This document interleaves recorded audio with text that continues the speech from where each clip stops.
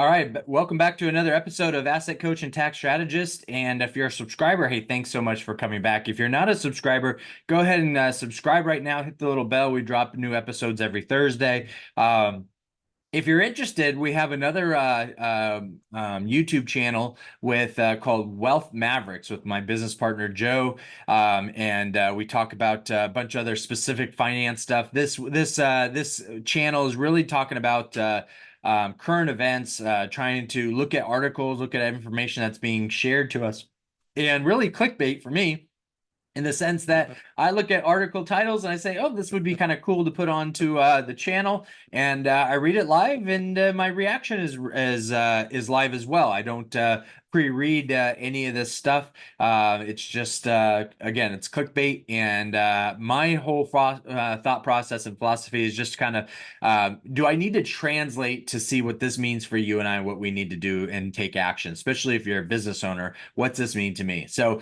last couple episodes have really been about California, and I tend to get a lot of viewership on that.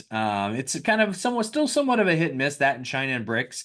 And I'm not trying to focus on that, but there's just so much that comes to me from California, being a previous resident of California. And honestly, that they just make some decisions that are really bad decisions, and they sit there and scratch their heads, I guess, wondering why people are leaving the state. Maybe they're not wondering. Maybe this is the goal. Maybe this is what they're trying to do. But they are a prom queen that is now 40 years older, and not necessarily a prom queen anymore, but they still think they are, and that's okay, and nothing wrong with that. And if you're a prom queen, I hope I didn't offend you in your situation. But at the end of the day, California is it's getting old. It's getting old. And what they say, it's getting long in the tooth. So let me go ahead and share my screen here and look at this next article. And this next article is California fast food workers will get $20 minimum wage starting Monday. Okay, so I'm 48. And when I worked part-time jobs, when I worked fast food, when I worked minimum wage jobs, it was 4.25. Okay. Now, minimum wage is not a career wage. It's not a career wage. It's a stepping stone. It's a starting point. And the sad thing about this is that people who need to get the experience are teenagers. Are teenagers. They need to get the experience to understand what life is about, how to work with other people. And in California, they don't get that choice. Here in Texas, they do. Almost every teenager I know has a job here in Texas.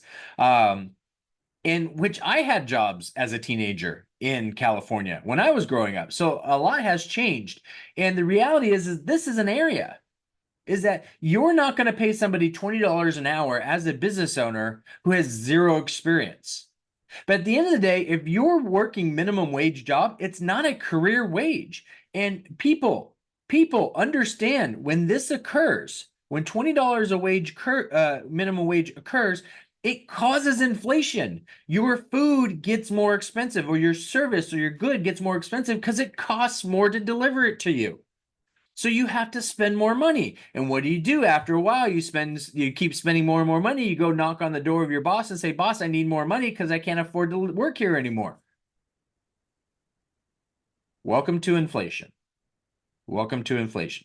It's well beyond whatever the government is reporting. This is one area, and depending on where in the country you are, and depending on not just the state, but the area within the state, depends on your inflational number. So don't look at the Fed number and say, oh, inflation is 4.5%.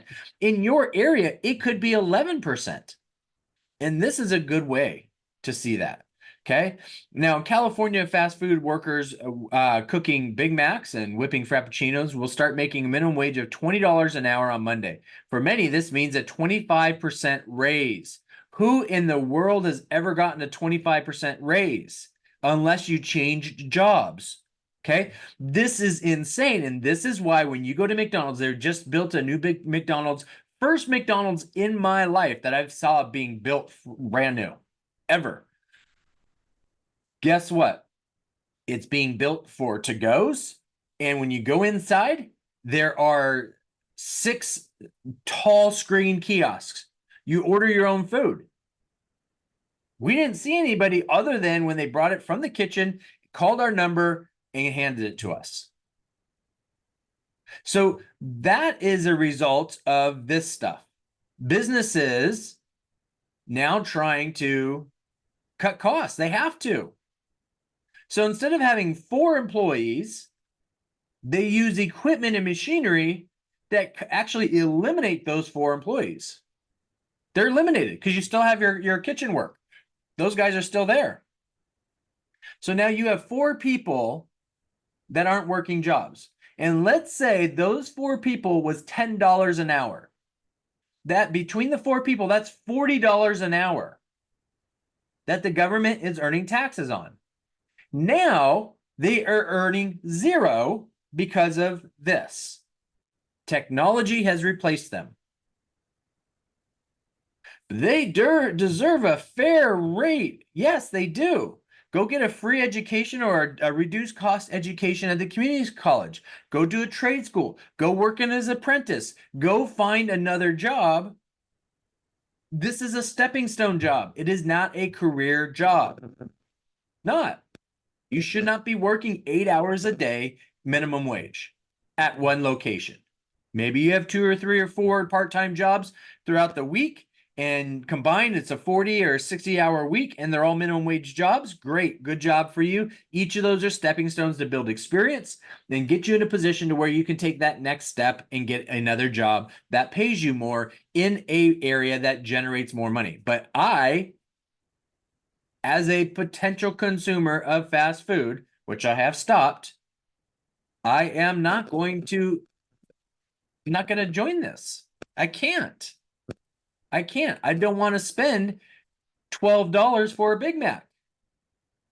Just not going to happen, especially when the meat has reduced over the years. It's gotten thinner, it's gotten smaller. Not happening. Not happening. French fries? Probably. It's a little bit hard to say no to that. But the new state minimum uniquely focuses on a particular segment, fast food, affecting some of the country's biggest chains, including McDonald's, Starbucks, Subway. It affects every minimum wage chain, whether it's the mom and pop or a chain. It affects them all. Every single one of them. Every single one of them. It's a big win for cooks, cashiers, and other fast food workers. No, it's not. No, it's not. They're going to get replaced. Already seeing it, even in McDonald's kitchen, using technology and equipment to reduce the time or the number of people to cook food. Some of the lowest paid jobs in the U.S. whose wages have been growing at a faster clip since the pandemic after decades of stagnation. California is one of the country's most expensive states. Shocking.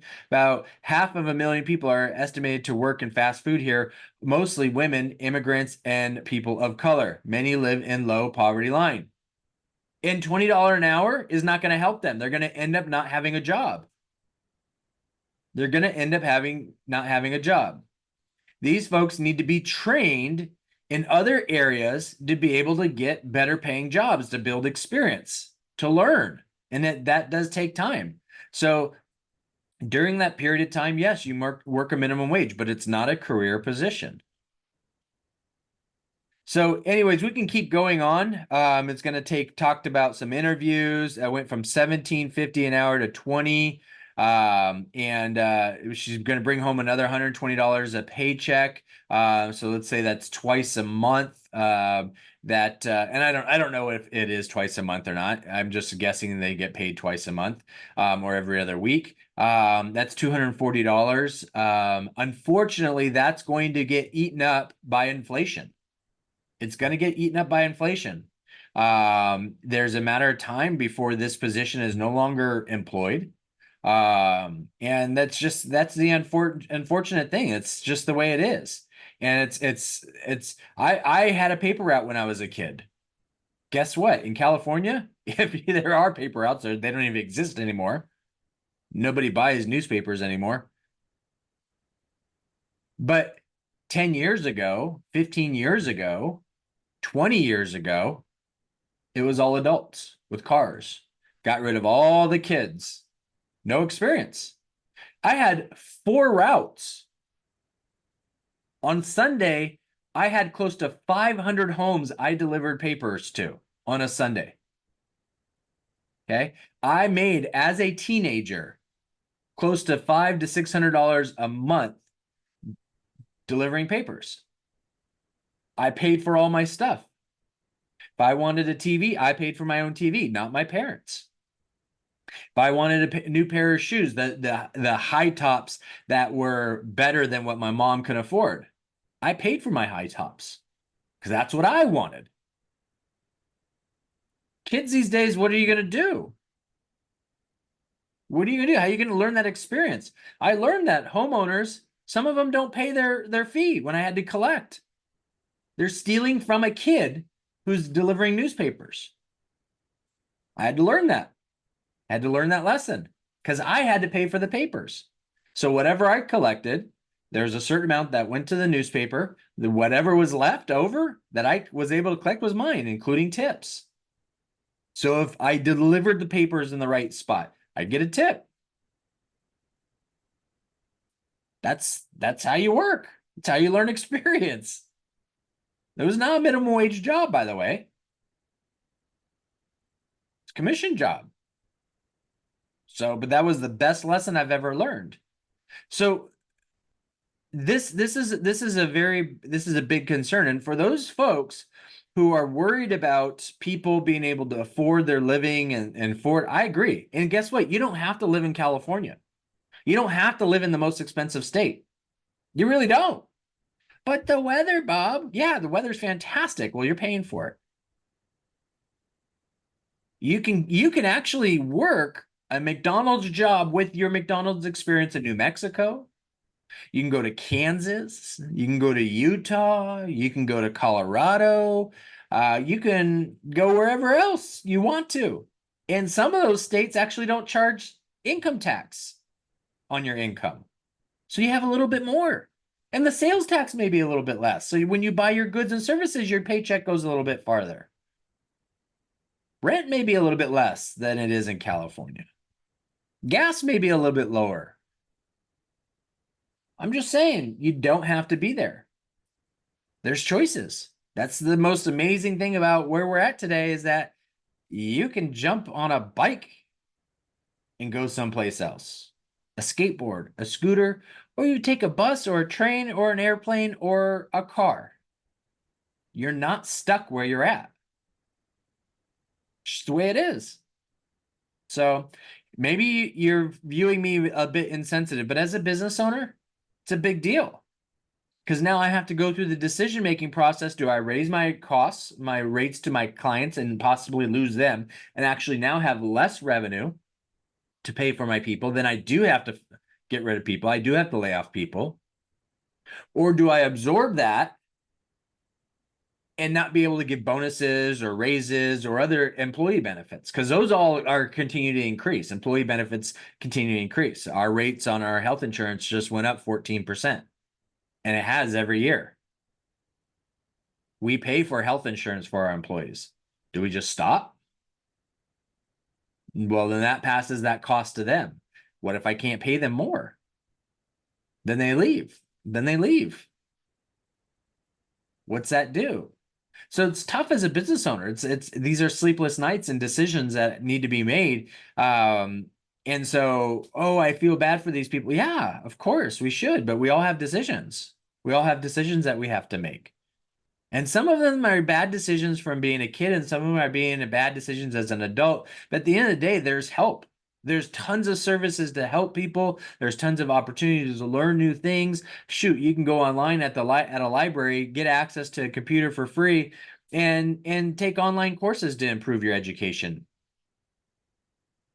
It's all available. Every single one, a little bit of it. You just got to work for it. Just got to work for it. Nothing's handed to you. Unless you want to work a $20 an hour minimum wage job, it's handed to you for a period of time, and then your position becomes obsolete. Because unfortunately, business has to innovate. That's what it does to reduce costs, increase profits.